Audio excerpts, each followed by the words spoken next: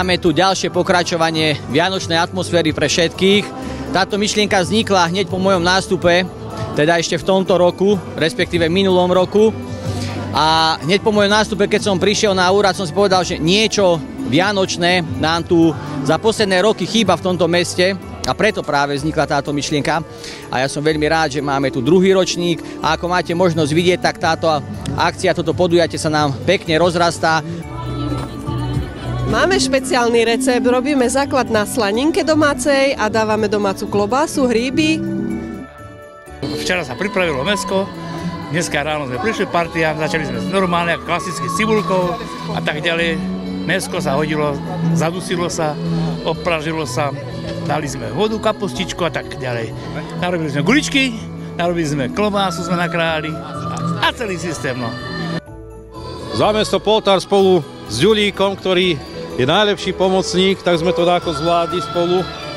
Môžeš aj pozrieť, ako to vyzerá. Každý, ktorý skúsi, tak hodnotí, že naša kapusta je jednoznačne najlepšia.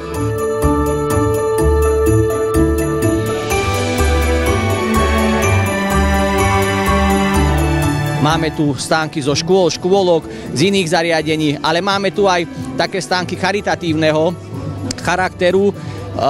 Máme tu útulok pre zvieratka, máme tu výrobky, ktoré budú po zakúpení tie peniažky slúžiť pre handicapované detičky a ďalšie iné stánky, takže ma veľmi teší, že aj týmto spôsobom sa rozrastáme na tejto akcii.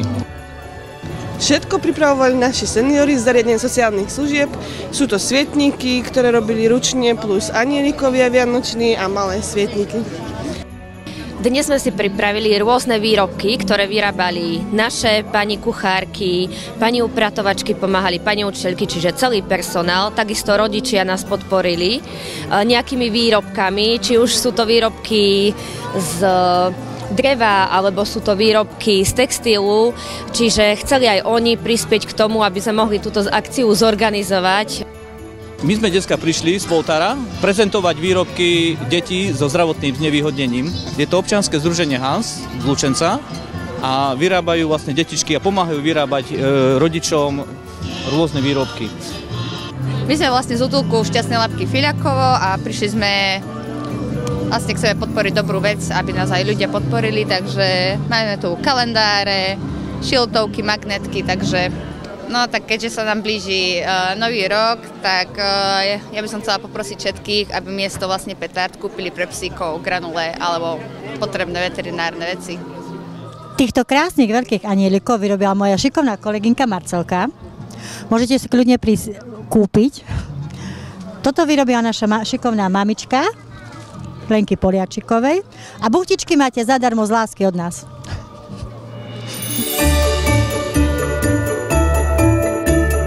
Máme tu tradičné jedlá, máme tu klobásky, máme tu húrky, máme kapusnicu, sú tu aj iné stánky z okolia, čiže máme tu aj langoše a samozrejme nechýba vianočný punč, varený čaj, varené vínko. Veľmi pekne, je to pripravené, krásne, teším sa ja z tohto vianočného. Ideme podporiť tieto rady ľudí. Povedal by som, taká predvianočná nálada, tak pozbudiť sa aj v tomto smere trošku do toho života. Je to tu veľmi pekné, je tu dobrá atmosféra, dobré jedlo.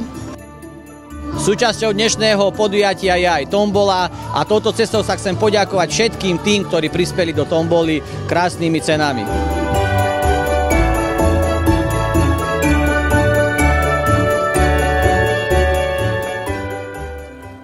Aj dnešný deň nám spríjemní programom Kukučky, Poltárica. No a o 16. hodine to vyvrcholí folklórnym súborom Hrnčiarka.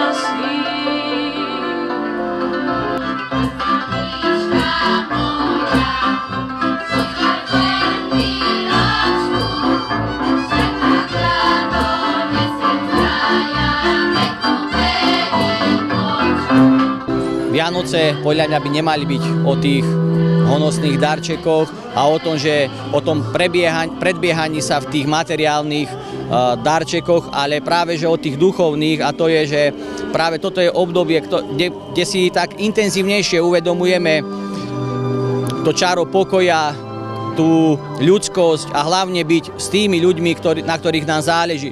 Ale na margo tohto poviem, že nemalo by to byť vnímané takto len počas Vianoc, ale počas celého roka. Práve tie Vianoce sú takým ukazovateľom, ako to môže fungovať, a preto som presvedčený, že by nám to mohlo fungovať aj počas celého roka, nie len počas Vianočných sviatkov.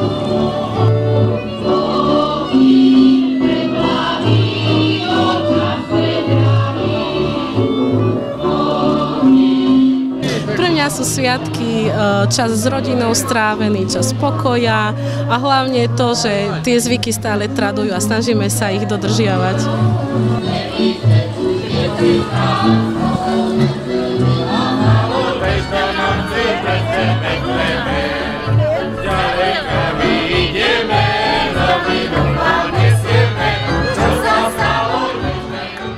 Vianoce pre mňa znamenajú čas pokoja, pohody, trošku spomalenia životného tempa a veľa radosti a spokojnosti v živote.